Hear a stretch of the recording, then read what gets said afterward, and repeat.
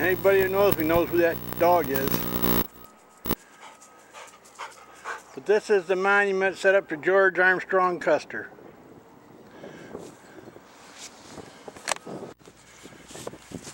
Okay folks, here we are on the gentle rolling hillside of New Rumley, Ohio. And many of you don't know, but this is the birthplace of a famous American, George Armstrong Custer. I'm going to take you on a brief tour of it.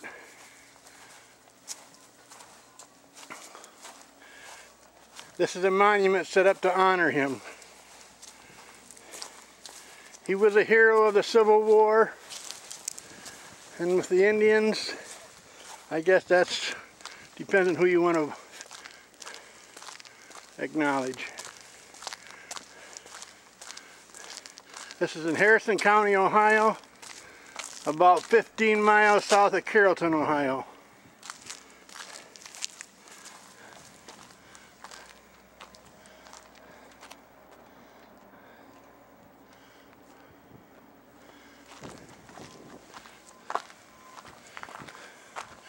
Congressman John A. Bingham, right here, is the one who appointed George to West Point. It says here, General Custer was closely allied with notable Harrison Countyans in the Civil War. Custer received his appointment to West Point from Congressman John A. Bingham, prosecutor of Lincoln's assassins, and the spirit behind the 14th Amendment.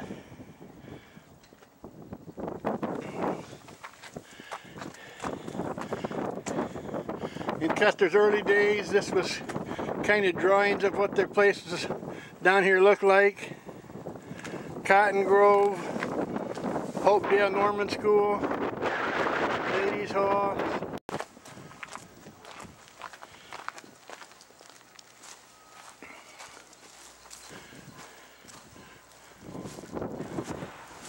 Now if you can see down there, I believe is where his house used to be.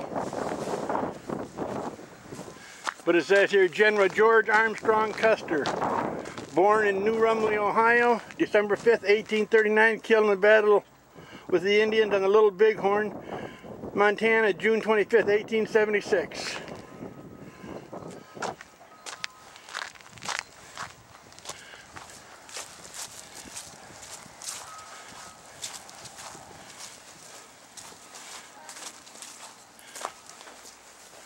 George Armstrong Custer, born New Rumley, Ohio, blah, blah, blah. In years long numbered with the past, I was verging upon manhood. My every thought was ambitious. I desired to link my name with acts and men, be a mark of honor not only to the present but to the future generations. G.A. Custer.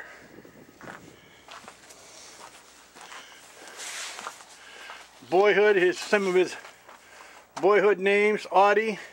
The children gave himself trying to pronounce Armstrong. Iron Butt, his nickname from the enlisted men who thought he drove them too hard. Bachelor Boy, the name of his first girlfriend bestowed upon him. Yellow Hair, the famous name of the Indians called him because of his long golden curls. Throughout his life, Custer would be known by many nicknames. Fanny, his West Point nickname because of his curly hair which concealed for a time under a toupee. Boy General, given him after appointment of Brigadier General U.S. Volunteers and assignment to the commander of Michigan Cavalry Brigade, June 29, 1863, at the age of 23. Son of Morning Star, the name given him by the Crow Indians. And here's some maps of early New Rumley in 1813, laid out. 1818 map of New Rumley. In 1830, the house was acquired by Israel Kirkpatrick, who added a storeroom on the southeast side in addition to the clapboard siding all around. In 1835, Kirkpatrick died, leaving the house with widow Maria. She later remarried Emmanuel Custer, a widower, the nephew of Jacobs, and a longtime friend of Israel Maria. The original house Oops. The original house was torn down in 1894 and another house was built on the site. When the property was designated to a state memorial in 1932, the existing house was moved on the street to a new location. Archaeological excavations have revealed stone foundation. This house footprint you see around you is a result of those excavations and additional historical research. It's designed to be what believed to have been the placement of the original Custer house foundation. Oh, so it was right here. I was wrong. I thought somebody told me it was down there, but it's right here.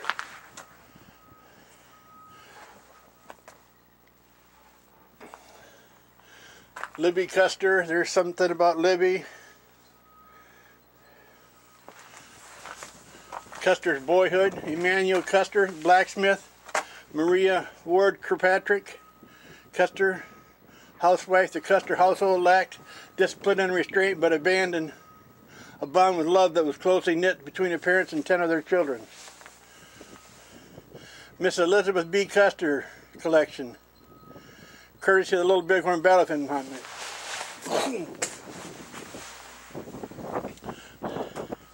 Audie Custer outfit at age 4.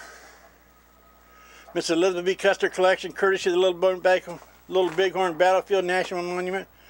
A troublesome tooth took 4-year-old Custer along with his father to a dentist in Scioto. His father praised Audie's fortitude so much that the younger said, you and me can whip all the Whigs in Ohio. Emmanuel was said to roar with delight, reaping the story to all his friends. George was almost 5 years old when his second brother, Thomas, was born.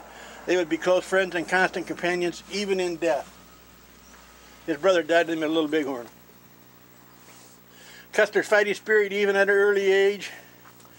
A young George, at age 12 or 13, sat next to a window. A boy who was unable to get inside flattened his nose against the pane and made worried faces at George, whereupon the latter drove his fist through the glass into the boy's face.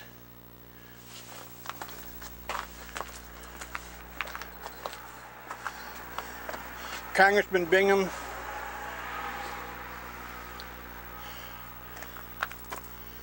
West Point, 1859. Almost always at the bottom of his class, always ready for a prank, rarely studious, but bright, usually on the verge of dismissal with maximum number of demerits. Custer's graduation picture from West Point, class of 1861, United States Military Academy. The first books Custer read that had an impact on his future were Cooper's Leather Stocking Tales and William Etaw, The Deer Slayer by J. Fenimore Cooper, Historical Society. I would not leave this place for any amount of money because I would rather have a good education and no money than a fortune and be ignorant. Second Lieutenant Custer, still in cadet's uniform and just acquired in a court-martial for involvement in a fight, proudly holds his first pistol. In New York, a few days later, he was in the Battle of Bull Run. With volunteers,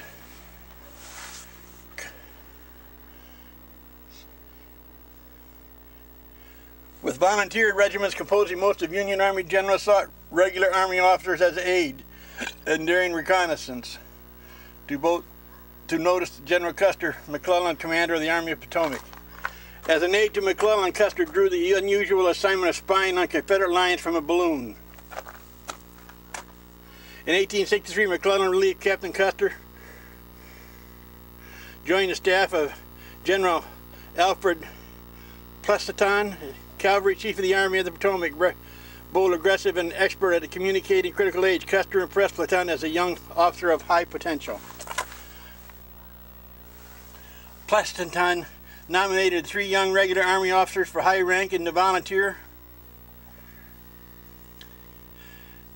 area of Gettysburg. Captain Custer returned to his quarters at Frederick, Maryland, to find on the table an envelope addressed to Brigadier General George A. Custer, U.S. Volunteer. He was 23 years old.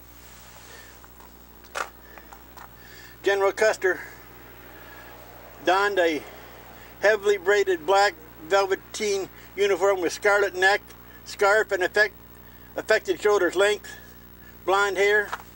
He was highly conspicuous to his men of the Michigan Cavalry Brigade, to the enemy, to the newspapers, and to Libby Bacon of Monroe, Michigan. Custer had courted Libby without success since 1862, but General Custer won her love, and they were married in 1864.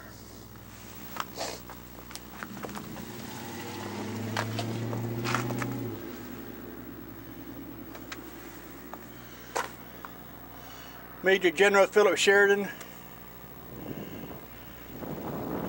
Custer's last civil commander, inspired the boy general. Some other stuff at Gettysburg, about Gettysburg.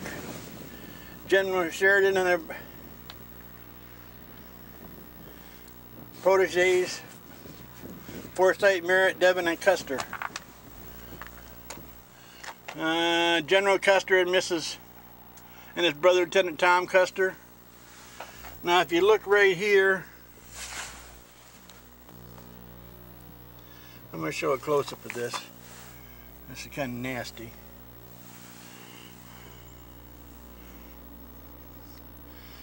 Somebody has put something on there, and like I've heard rumors of stuff being put on here. People come down here and defecate and urinate on this stuff. And, oh well. Courtesy of Custer Battlefield, here's more pictures of them out there.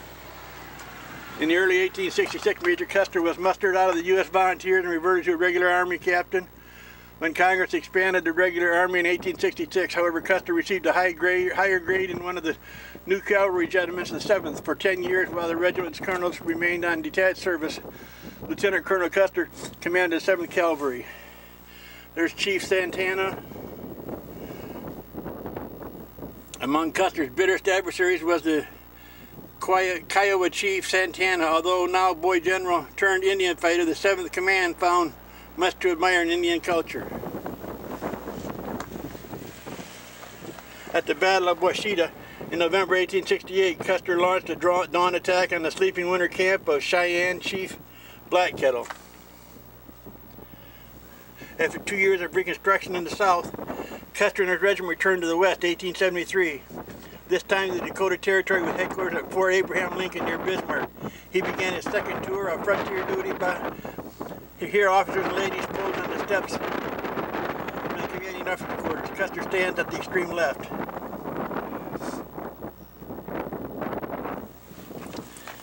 It says, if I were an Indian, I often think I would greatly prefer to cast my lot among those of my people who adhere to the free open plains rather than to submit to the confined limits of a reservation. There to be with a recipient of the blessed benefits of civilization and its vices thrown in without a stint of measure. George Armstrong Custer. Pretty well said.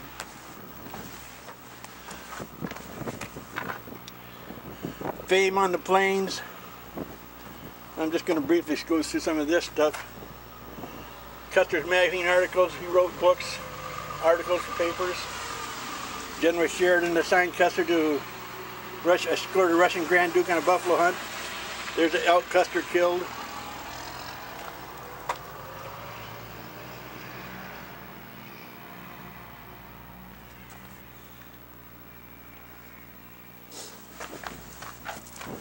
There's more stuff. The last battle, June 25th, 1876, Indian encampment.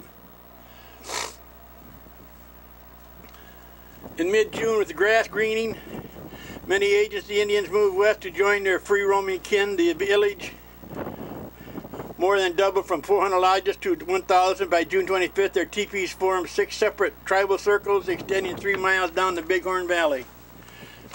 Sioux Chief Gall,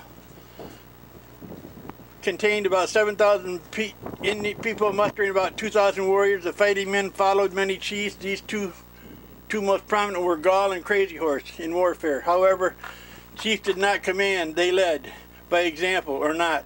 Gall played a significant part in the coming battle, but it was been exaggerated. Sitting Bull fought in their first stage of the battle, then helped protect the gathering of women and children. Captain Frederick Benatine, Marcus Reno, a painting of the massacre the most famous of hundreds depictions of Custer's last stand in the lithograph. The Great Sioux War of 1876. There's a map of the plains, Great Powder River. There's Chief Sitting Bull. The band of warriors, winter roamers, all had their own chiefs, but gave overall allegiance to Sitting Bull, a renowned warrior, spiritual leader, and chief of the superior wisdom and judgment. He worked closely with the most successful war leader, Crazy Horse, of whom no picture is known to exist. Ohio's Historical Society. Here's a map of the battlefield.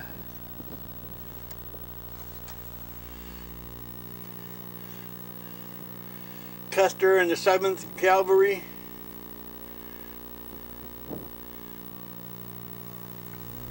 Brothers and relatives.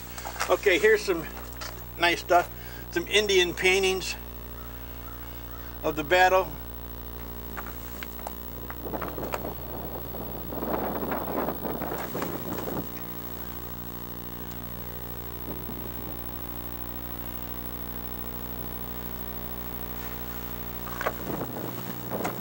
In 1881, Chief Red Horse repeated the Assistant Surgeon Charles Chesney of the Army. The story he had told in 1876. At that time, Red Horse drew a large number of pictographs to illustrate his story. 4 of these pictographs are shown here. They pictured the Sioux engaged with Custer's battalion. Sioux leaving with captured 7th Cavalry horses. Sioux dead and Custer soldiers dead. And there it shows some of the mutilation they did of Custer's people. And they cut off, some of them where their heads were cut off and disclosed, dismembered, and everything else. Okay, I'm freezing. Bye.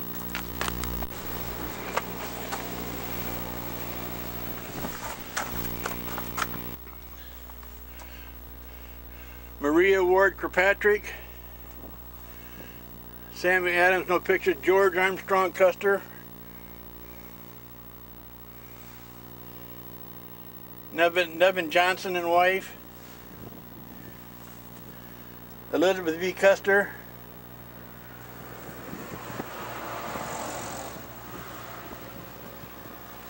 Boston.